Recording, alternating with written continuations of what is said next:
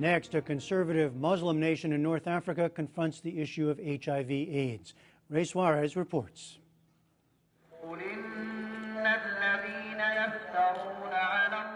Friday prayer in Morocco on Africa's northwest corner. Thousands of worshippers gather in a large mosque in the city of Bouskoura to pray and hear prayers and preaching from the local imam.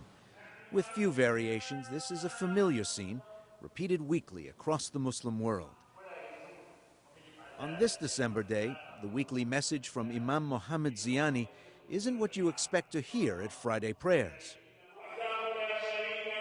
Dear brothers, AIDS, or the HIV virus, is one of the most fatal plights our generation is facing because we do not talk about it.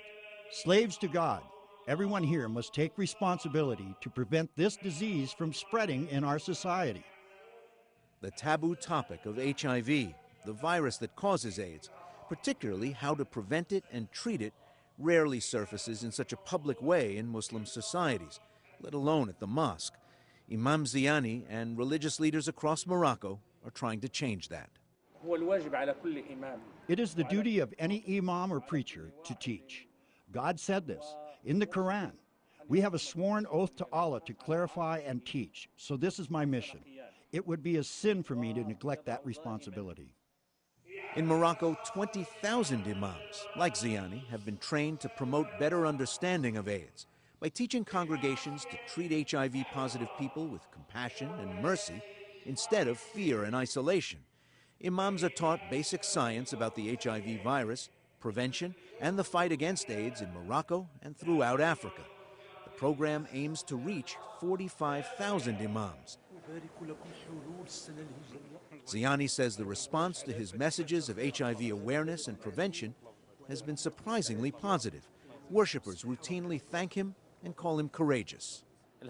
My objective in preaching today was to raise people's awareness about the dangers and about how to stop the spread of HIV by taking precautions. HIV infection in Morocco in general is low. In a population of 32 million, just 1/10 of 1% are HIV infected.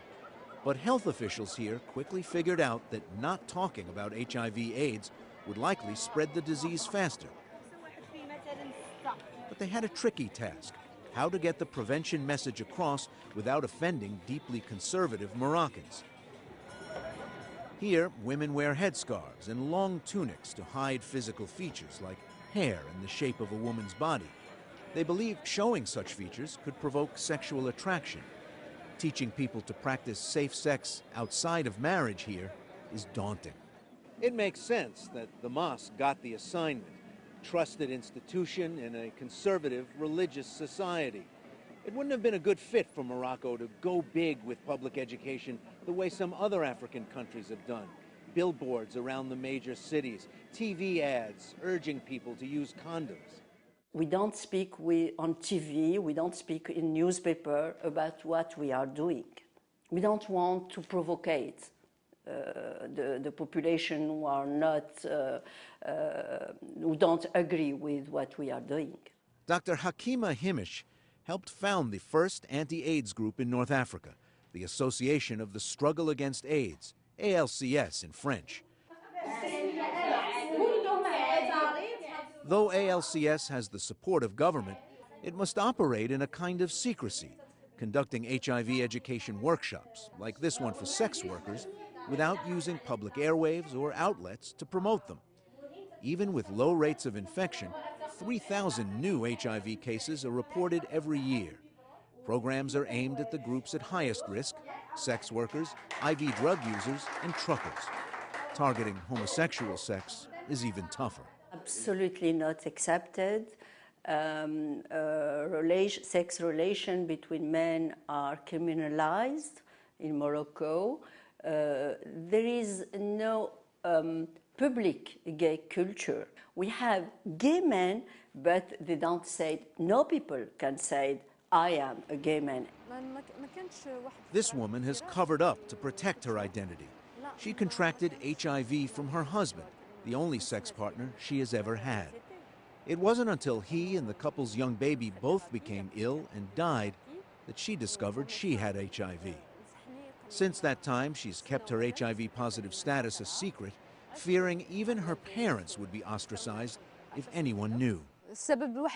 If I show my face, admit to having this disease, relatives may stop coming to visit my family. The neighbors will reject them. Knowing imams are at the heart of family and community acceptance of AIDS, the Government Association of Religious Leaders conducts 12 to 15 imam HIV sensitivity training sessions every year.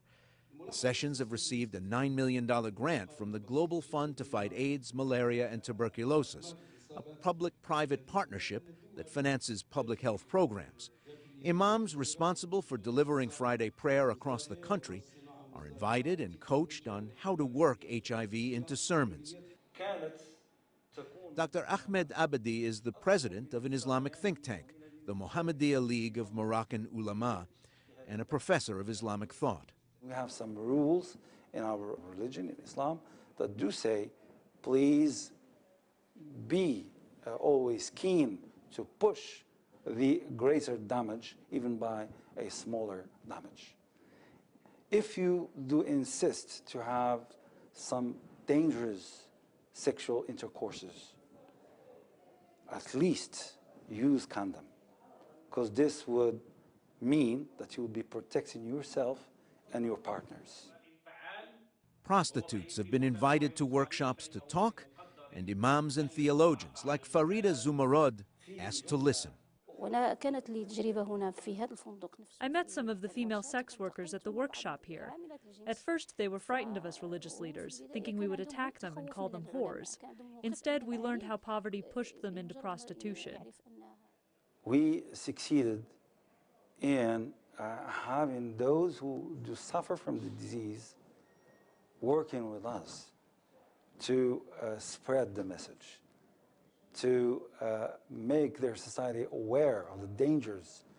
They were sort of saying openly, and I think that this is one of the most beautiful forms of patriotism. Look where we are. We don't want you here. Take care. Abadi says the imam training program has already led to successes. One example, a sizable increase in HIV testing in high-risk groups. This mobile clinic headed out to a Casablanca truck stop to offer free HIV screenings to truck drivers who travel the length of this country, the crossroads between Europe and Africa. We target the sex workers in the streets who serve the drivers who use the road every day, even mechanic and street merchants. It's the users of the roads that we try and reach. Morocco's unique combination of public health and religion is now being looked at as a model for HIV prevention in Muslim countries across the region. Ray's next story looks at Morocco after the Arab Spring with a new constitution and hopes for greater democracy.